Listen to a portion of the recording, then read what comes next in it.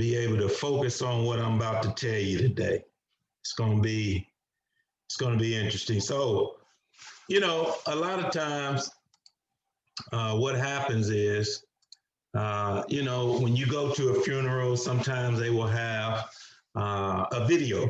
And so this video will give you some background and show you the pictures of the lost loved one, what they was doing, who they was with. And then you just look at them and you say, oh, that's so beautiful. And you remember them.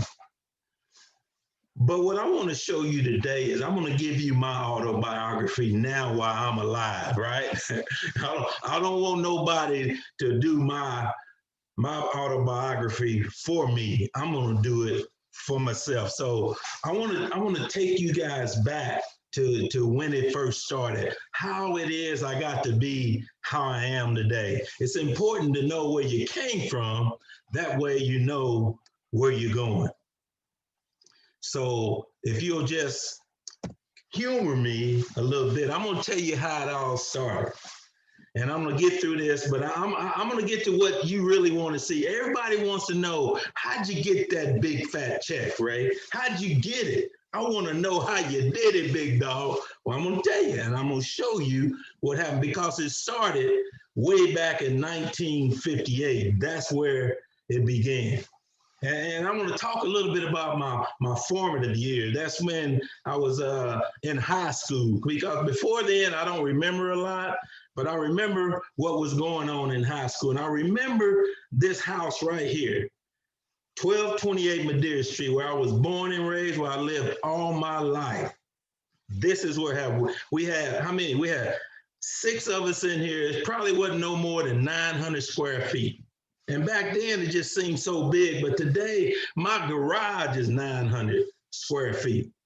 Here's my mom and my daddy. Bless their souls. They both are in the heaven. They all with the Lord. I'm praising and thanking them every day for them, because they put some things into me that made me who I am today. My daddy, he may have never told me that he loved me, but I knew that he did. He didn't have to tell me. Back then, it wasn't cool to hug your boys and do all that. But I knew he loved me because he took care of me. He taught me. He disciplined me. And he made me the man I am today. And my mama, oh, some say you look just like her. You got teeth and everything. That was my heart. And I was her only baby boy, 4 sisters, only son. This is me back right before I went to college. You see my daddy? They called him Shorty, and there's big head Rocky over there trying to get in the picture. But this was the picture before I left to go off to school. And that was my first car, that 65 Chevy, baby. No, it wasn't 67. Somebody will correct me on that. But you can see, I thought I had it going on back then. Oh, but now here's the young buck, 14, 15, 16 years old. Didn't know what he was. All he knew was that he had a love for the game of basketball. And if there was nothing else I could do, I knew I could play ball. I'd take that ball everywhere, and I knew it was going to be my way of escape. And so, but I thought I had it going on. Look, I got the fro, I got the chains. It's going down, baby, and I know I'm going to be part of it. Oh, look at him. He's laying in the cut. This was back my senior year, right before I left to go to OU. Oh, before I left, though, they made me the king. Now, keep in mind, they bused us to the white school. We had been going to Addicts and some other schools, but in my first year, they bused us to Manual. And so here I am at an all-white school trying to break all the barriers. And for the first time in the history of this school, someone of color was the king. Oh, I made some people mad this day, but it's all right. He was king for a day.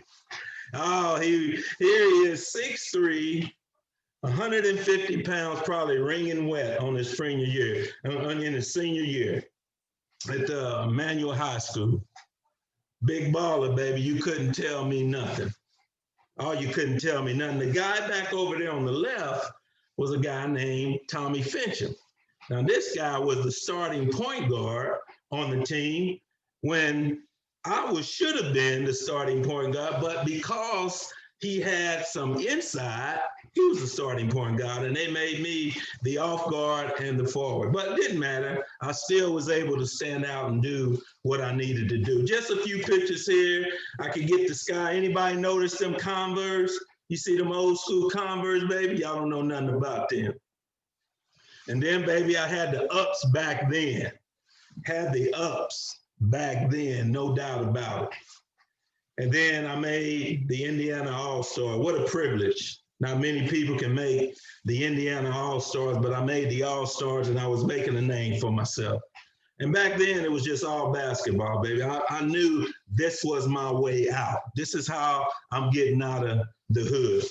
And you know you've done something when they name you and they put your jersey, they retire your jersey and they put it on the wall. So you must have done something for them to be able to do that for you. And it was all good. I love those years. But now, baby, I'm OU bound. And I wish I could tell you the story of how I got to OU, because I was on my way to Indiana University to play for Bobby Knight and the Indiana Hoosiers.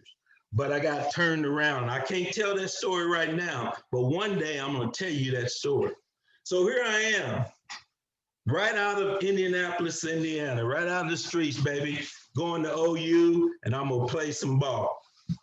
Here we are, big dog on campus now, baby. Look at these uniforms right here. Now tell me, I thought we was big parking lot pimping back then, but today that looks pretty ugly, but that's what we had to go with, baby. That's how I had to work with. And these is my boys, Snake Gresham, Aaron Curry. We're freshmen. We won the first tournament my freshman year, and we was all smiles, baby. And this was my coach, Dave Bliss. And on the left, you see that guy on the left, that is Terry Stotts, who is the head coach for the Portland Trailblazers today. Terry Scott, remember that guy. I used to take him to the hole and drop him off all the time before he knew I was even in the vicinity. And then I also played a couple of years for Billy Tubbs. Y'all remember Billy Tubbs, the great OU just recently passed. God bless his soul. Billy was a good man, loved him. As you can see, I know how to go to the hole, baby. All I was quickness, speed, agility, and I had a nice jumper to go with it too.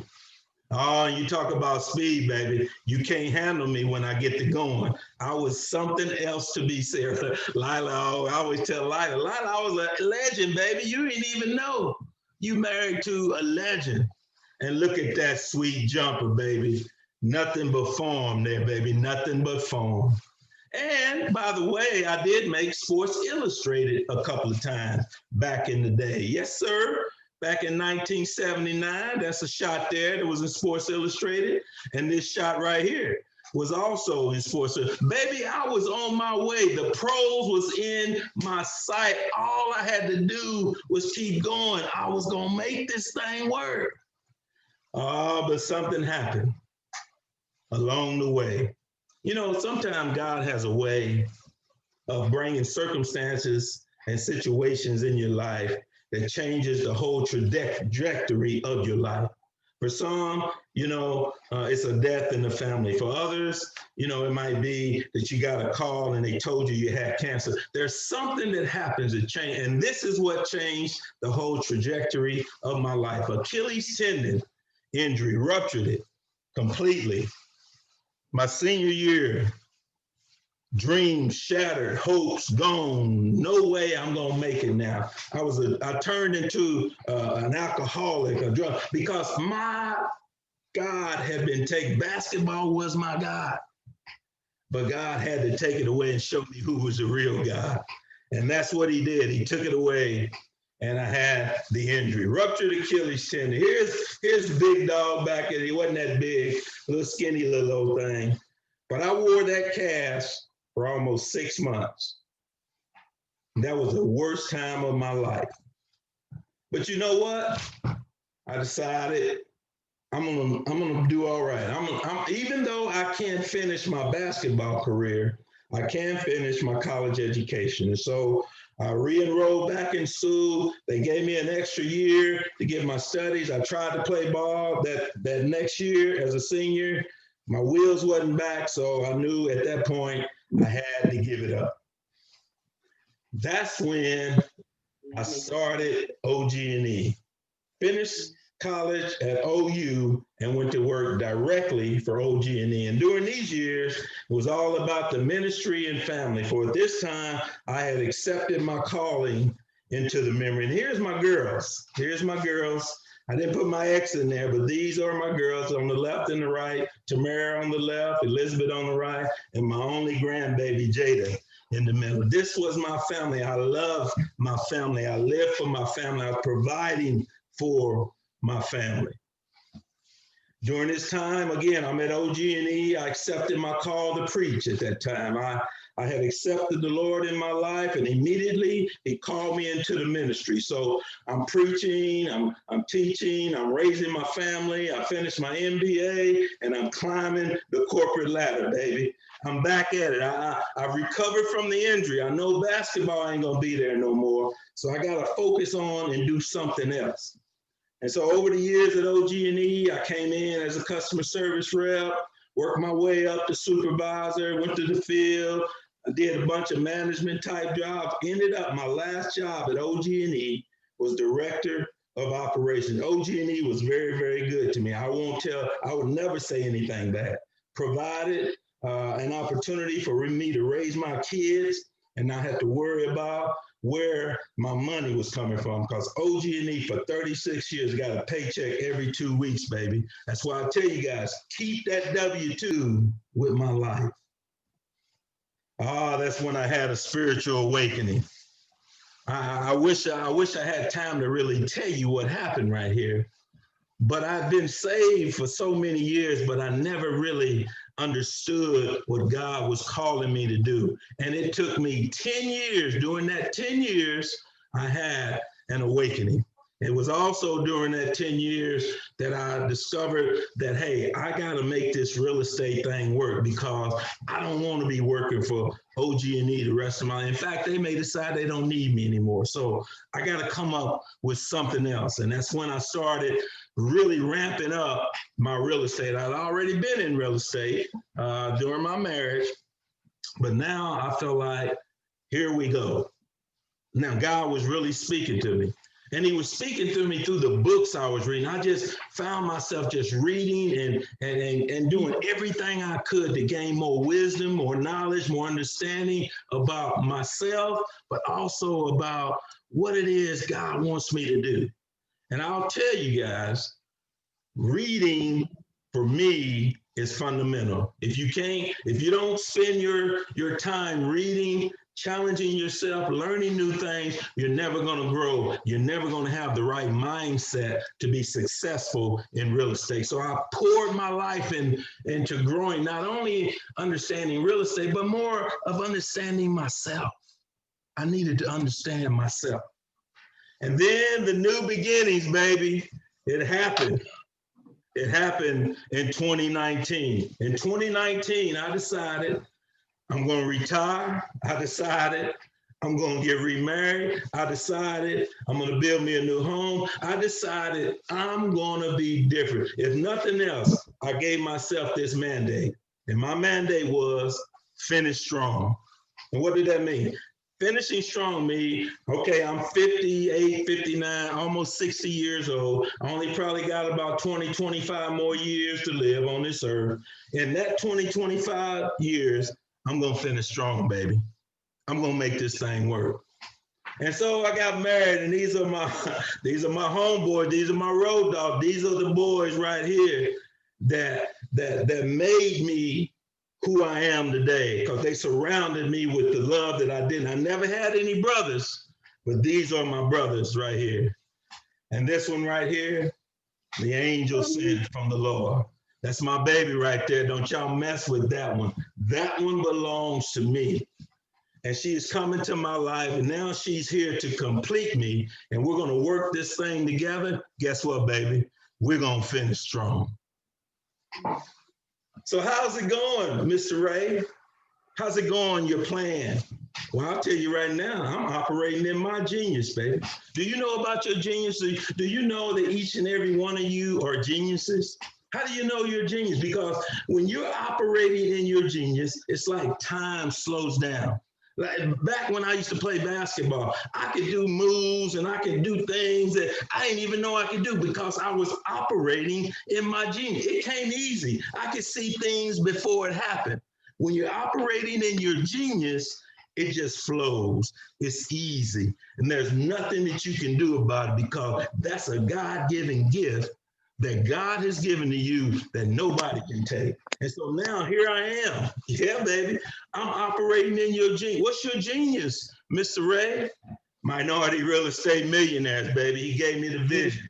This is what I'm the focus on, making sure that I leave a legacy of how to be wealthy in this life. And do it in such a way that you do it with integrity, that you do it knowing that nobody's going to be able to take that from you. Minority Millionaires, baby. This is my genius, giving back what God has allowed me to have and putting it back in your life. You're going to be my story. I'm writing my story on your heart that it might impact you and that you might go and do something for good. Oh, but what you're here for today, you want to know, Mr. Ray, how'd you get that big fat check, baby? I just told you it started way back then. It started with the first house that I purchased for $5,000. And then that same year, I purchased another one for $23,000. Oh, but I was on a roll. Then I got another one the same year, 2001, for $25,000. Oh, then I made a steal of the century. I purchased this one for $5,000. Wow. What a deal, Mr. Ray. And then the fifth home in 2001, I purchased for $20,000. And this one here in 2002, purchased it for $17,000. And then here's another one in 2004 for $2,000. Ray, Mr. Ray, how was you getting those houses so cheap? I was buying them off the tax sale, baby. Back then, you could go down and buy tax certificates. You hold those tax certificates for 3 years. At the end of 3 years, if the owner didn't pay those taxes, you paid the taxes for them, and you got to keep the property, baby. That's how I was getting. That's why I got hooked. I was hooked at that point, baby. Can't nobody tell me nothing. You couldn't tell me nothing, baby. I'm making it go. Real estate is what I have been looking for. And then I bought this, we used to call this one Pandora's box, because when you open the door, you can see nothing but dirt floors. That's all that was in this property. But here's where it started at. It started with me planting these seeds over 20 years ago that allowed me to be able to take that big check for $212,000. But I need to show you how I got there. And then I purchased this, and I'm not going to go through my whole portfolio with. That is to grow this thing bigger. And so when you look at my goals in 2000, from 2021 to 2025 look like this. And this is just the finance piece. I got spiritual and I got some other, but I want to show you what I'm going to be doing on the financial piece. So next year, I'm going to pay off $100,000 in debt. Remember now, I told you I got $400,000 sitting here. So I'm going to take $100,000 and I'm going to pay off some debt. My goal is to make sure I got $10,000 net income. After I pay all my bills, I still want to be able to put $10,000 a month in the bank. And then I'm going to monetize this whole Mr. Ray's real estate.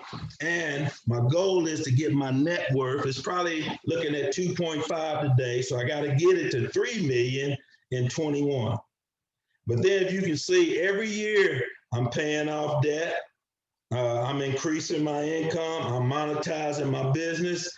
Look, paying off debt, another in 2023. I want to pay off $200,000 in debt. And then 300,000 in debt. I got big goals, baby. At the end of the day, my net worth, I want it to be somewhere around 15 million between now and 2025.